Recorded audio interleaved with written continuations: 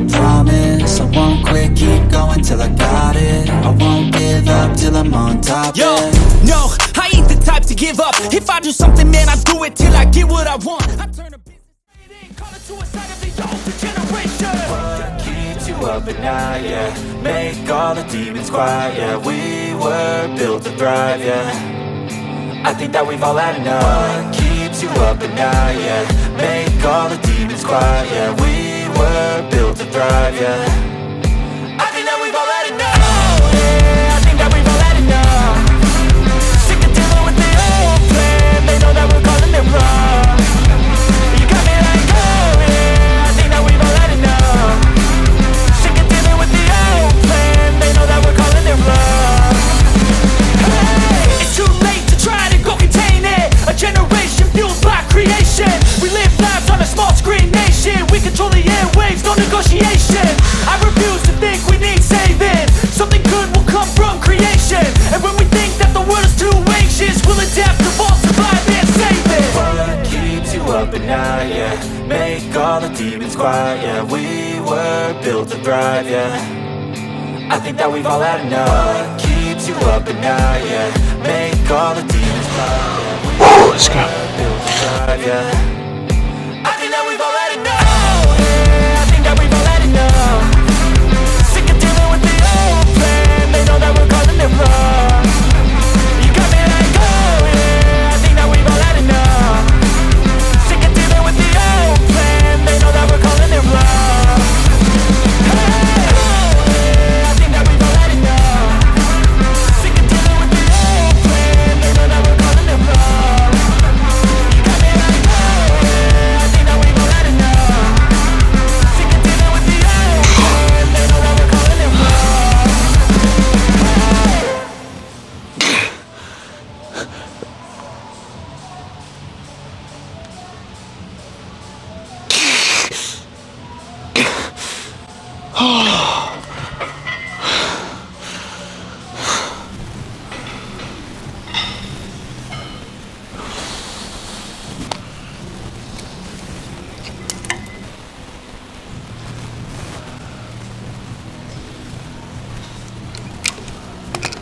Alright, pull down, kneeling hammer strength, kneeling plate loaded row, right, we're calling that one. So good for a vertical pull down option if you don't really have a decent vertical pull down kind of machine. Very good. Setup looks a bit unusual, but it's not too difficult to get into that position and feels super effective. Really feel the lat pulling the arm down, so that's good. So that's lat exercise number 1 for the day. Number 2 is going to be a seated row variation. So if we think about the lats are a muscle that attaches to the front of your arm, wrap underneath your rib cage. Some of it heads in towards the thoracic spine and then it sort of fans down and keeps heading down till it's sort of heading towards your hip or pelvis. So theoretically, movements where we pull our arm down like this, work that lower portion, and then when we pull our arm like this, work the upper portion. I don't know if that is super conclusive, to be honest. It makes sense to me, but I think even the people who are arguing that that is the case, it's all based off of model and you know, some biomechanics and stuff like that. I'm not sure it's like perfectly conclusive, but it makes sense to me. So I do 2 different movements. Usually one where I pull down, lower lats, one where I pull this way, or something in between. Like you can do different angles throughout that movement. Whichever you go with when it comes to training the lats, which will make sense here in a second, it's keeping the arm close to the body, because as the arm comes away from the body, if our arm's job is to kind of pull that in towards the spine and down towards the pelvis, and your arm starts to go away from the body, no longer is the line that that's going in headed in that direction, and then your upper back starts to incorporate, so your traps and your rear delts are always kind of there or thereabouts in the game. But yeah, arm close to the body, almost driving it in towards your spine and down towards your pelvis. So now we head to the horizontal or the upper lat kind of movement. We're going with this reverse mag grip. It's just one that I chose a couple months back and it's felt very good. Same with this, right? When we do this movement, we're pulling this part of the arm back and almost around towards the spine. If we take a grip that's too wide, then again, the lines is such that it might not be as good for your lat to do that job. So other things will get involved. Not bad, And again, if you're just wanting like an overall lat movement, this might not be the most efficient one, or like focusing directly on the lat. You get another grip where you can incorporate lat, upper back, and get everything in between. Whereas for me, I am choosing multiple movements to make sure we are biasing different parts of the back. So we'll grab the handle, feet on, push myself away, keep the spine nice and erect, but let that big lat stretch happen and pull.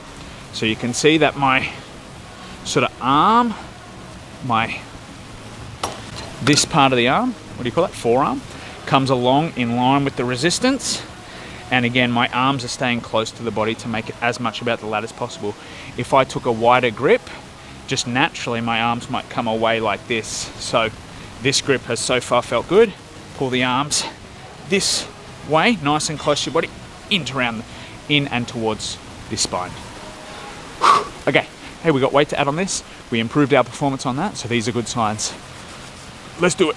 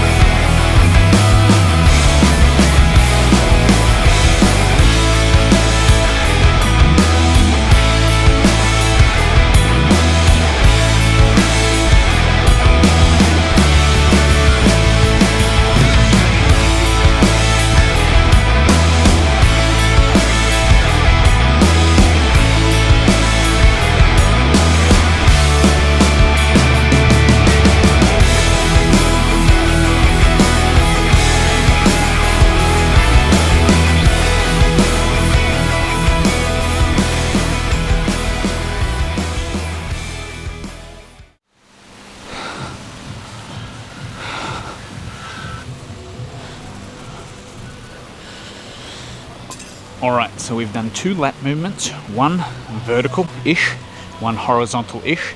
Now we move on to upper back bias movements. So again, these different parts of your back, potentially they all have slightly different jobs. So spoke about the lats, like essentially pulling that arm down towards the top part of your pelvis or pulling it in towards your thoracic spine. The upper back goes all the way from doing things like this, so shrugging up, all the way to kind of depressing your shoulder blades or bringing your shoulder blades down. So in every workout, it's probably not very efficient to kind of do each one of those separate functions. However, doing a couple different ones across the week, if you get multiple exercises, might be a good idea. Potentially it's kind of a waste of time, and like a T-bar row does it all. But yeah, I'm inclined to kind of go, well, T-bar row, maybe something slightly angled down, something slightly angled up throughout the course of the week. You've got multiple exercise selections, so you may as well mix it up. Now we're going to do 2 different movements on the T-bar row. One's called a Kelso shrug, which is just this horizontal shrugging movement. Now the goal there is going to be to pre-fatigue and get the traps fired up. So when I do the conventional chest supported T-bar row, I'll feel those more than biceps, rear delts, and everything else. So the Kelso shrug, I'll have my straps, but essentially, firstly, I stand on the ground for the chest supported T-bar row. I've always found if I put my feet on the platform, as this starts to get heavy-ish, the pressure on my chest feels terribly uncomfortable. Call me a pussy, I'm not, I potentially am. So Kelso shrug, take this. You got 2 different handle options on this particular T-bar row. This is a very good T-bar row, very effective, very smooth. Take it out. Kelso shrug is simply taking the shoulders forward and shrugging them back. Shoulders forward and shrugging back. So get the traps nice and juicy. Then we'll do 2 sets of that, about 10 to 20. So pretty lightweight for a higher rep range. Get those juicy. Then chest supported T-bar row, same hand position. Already got the traps fired up from the Kelso shrugs. And then we do our conventional T-bar row. So one quick tip on the chest supported T-bar row. You can see that this kind of slightly angles like this because it's on a hinge. So when doing it, we're thinking line yourself up with the resistance such that everything is in line. So what can happen if you kind of set yourself too high is as you pull, you'll get this kind of wrist curl movement and potentially feel your your lower arm, or even the opposite if you're too low, you'll kind of be doing that kind of movement. So we want to line up with the curve of the machine such that this is all in one straight line along with the resistance. Okay, workout's going good so far. Felt a little bit flat at the beginning. Early start this morning, however, I got fired up on those first two movements, so let's keep it going for the upper back stuff.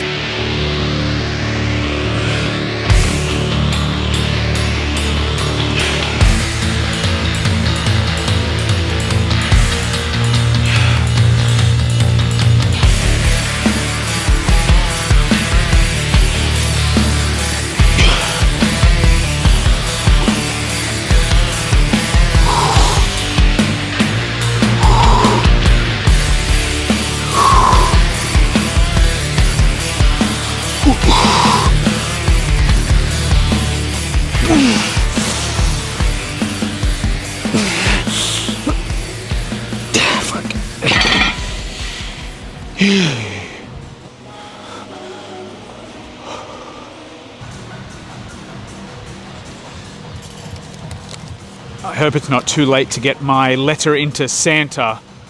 Dear Santa, all I want for Christmas is a thick, wide upper back. The whole back. Dear Santa, all I want for Christmas is a thick, wide back. Perfect. Not too much to ask, is it, Santa Claus? No, I am... You know, when I got the pen and paper out, means I'm thinking things through. So I thought for pretty much starting next week or the new year, I thought I'd been pretty set on switching over to upper lower program 6 days per week. But something came to me during, I think, those Kelso Shrugs. I currently do, it's a modified push-pull lower, which goes push, lower, pull. And I did that such that if I do on the lower day, on the lower day, if I do any kind of stiff-legged deadlifts or something like that, I'm not doing pull beforehand, I'm doing it afterwards. But I've been doing that for a fairly long time now. Great. But potentially just might be good to try something different. As well as I'm wanting to kind of customize volume for each one of these muscle groups. So if I think I don't need heaps of volume into my pushing muscles or chest specifically, because it's quite large comparatively to some of my other upper body stuff, if I just do a pure upper body day, I can distribute the volume how I want. So more can go to back, more can go to delts, more can go to arms. And then just a little bit of chest to kind of keep it around. Or in the future, if I want to bring the chest up, I could, switch that up as well. But what I was thinking about during the Kelso Shrugs was a combination of the two. Could be push, pull, lower, upper. That keeps the frequency of lower body sessions at 2 times per week, because that's all that's really required for them. And divvying it up to 3, which is what the upper-lower split would do, might not be absolutely necessary. So this is something I'm going to think through. Now, I am, to start off with, maybe for the first quarter of next year, quarter one, I think I might lean towards the upper lower split, because I've never really tried that. So I might start there. Quarter two, if it's going really well, just ride the wave. If it's not going really well, then we could consider the combination. Push, pull, lower, upper. So I'm still getting frequency to my upper body muscles is now going to be then 3 days per week. Whereas with my push, pull, lower modified version, it's only 2 to each area. 2 pushes, 2 pulls. So those are some considerations. If you have tried both these programs, or one or the other, and you have some input or some things to keep in mind for these programs, comment down below. So comment what you think of them. We'll have a little chit chat about it. We can talk training, and that's really the only thing I like to talk about.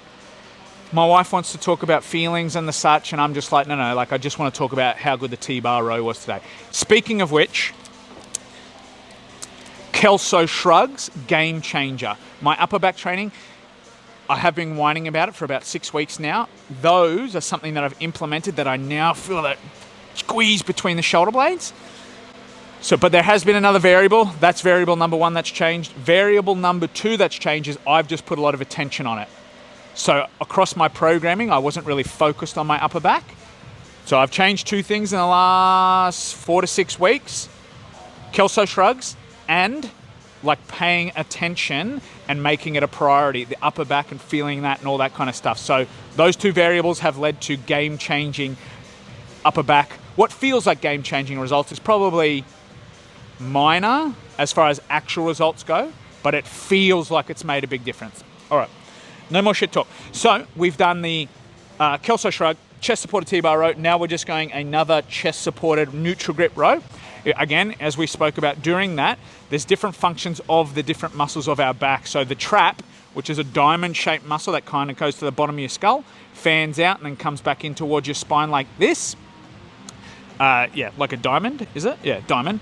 It can do things from shrugging up, shrugging back, and then also even depressing. So it can do all those things to your shoulder blades. So doing exercises that kind of move from different angles might make sense to make sure we train it overall. Or if you have a weak point within that, for me, lower traps, then you might do more or lean more towards those kind of movements. So different hand position, different grips, worth mixing up over time. Still a chest supported row. This is now a pin loaded variation versus the T-bar row, which was plate loaded. There is some change in resistance there, but that's a minor thing. So reach over, neutral grip. Again, that's going to move my arm in a slightly different path and potentially work some slightly different fibers of my back. So I'll strap in, sit back with it. Same focus, chest is proud, shoulders back, squeeze the shoulder blades together.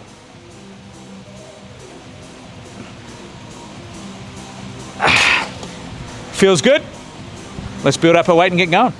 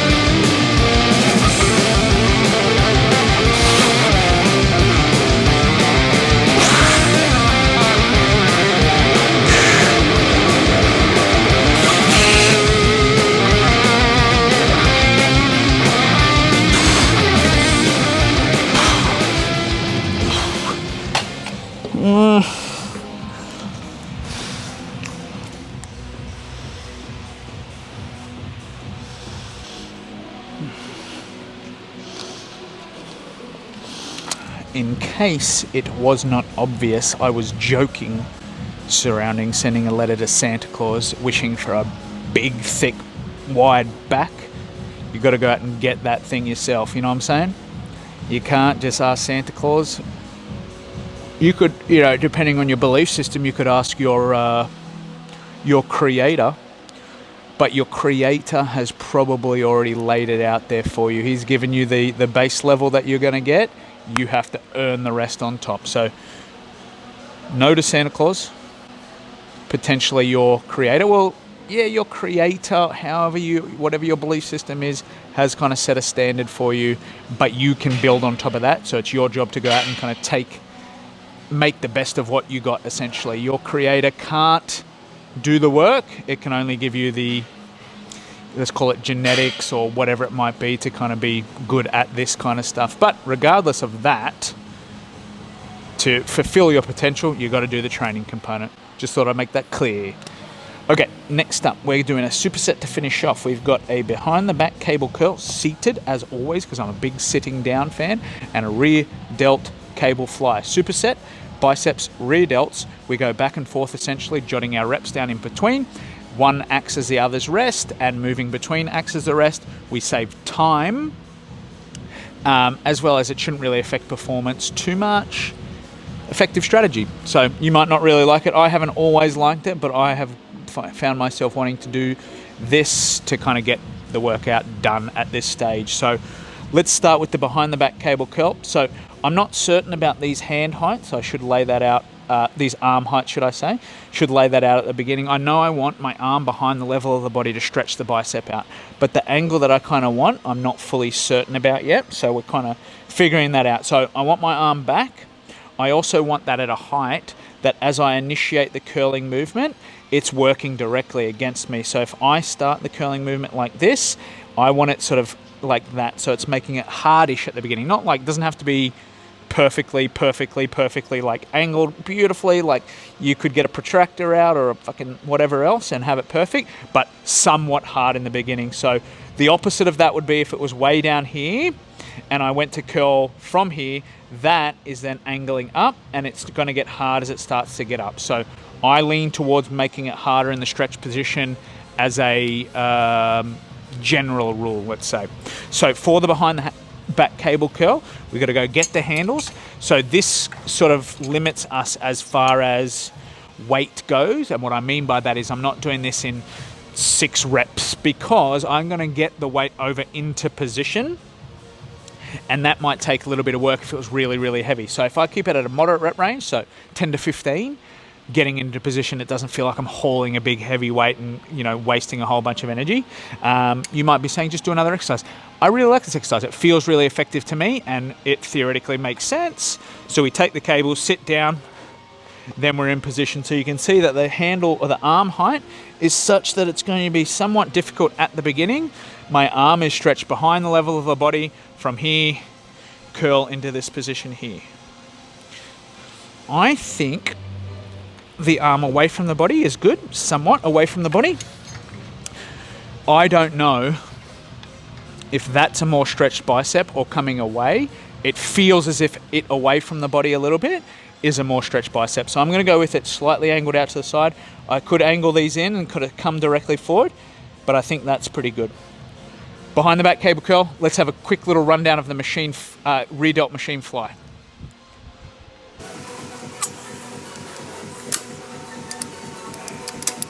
All right, machine rear delt fly. Nothing too much to be said about this. This is standard. You have these gyms over. This does a chest fly as well as the hands adjust here to do a rear delt fly. So there are some potential downsides to this is that for this position here, that doesn't get the arm all the way across the body. So if we think about our rear delt, we're kind of thinking it's attaching into the deltoid tuberosity and then onto the scapula. So it's going to take your arm in different positions towards the scapula, but it fully stretched out, it can go across the body like this. Most rear delt fly, they only get you to here. That's a downside. Upside is very easy to set up. It feels effective enough to me. That's it. At this stage of the workout, I'm just going to go hard at an exercise that's potentially suboptimal, go close to failure, and fingers crossed I'm not going to be regretting this on my deathbed. One thing I will do to potentially increase that stretch is I'll turn my hand in. So some of these machine flyers have 2 different handles, one that's up and down like this and one that's out like this. This only has this, but I'm going to turn my hand in. like this. The deltoid or the rear deltoid potentially being a external rotator of the shoulder. I'm going to internally rotate the shoulder, stretch it out a little bit more. So we'll go here, grab on, pushing out to the side. Now, the rear delt, probably you don't have to go all the way back for the rear delt. That'll start to incorporate the upper back. That's cool. I've done plenty of upper back work, so I'm kind of getting into this, you know, I don't know what angle that is, 45-ish. If I start to keep going around, then I feel my upper back get in the game and I just want rear delt. So kind of going to there, control, to there, control, to there. That's it. That's for me. What I mean by that feels good for me is what I should be saying. So yeah, you feel free to go all the way, but again, start to incorporate that upper back as well. And yes, superset between the two. Let's get started over there. We walk over here and we go back and forth 5 times. So plenty of volume into these smaller muscles at the moment, trying to get them to stop being such weak little, fill in the gap there.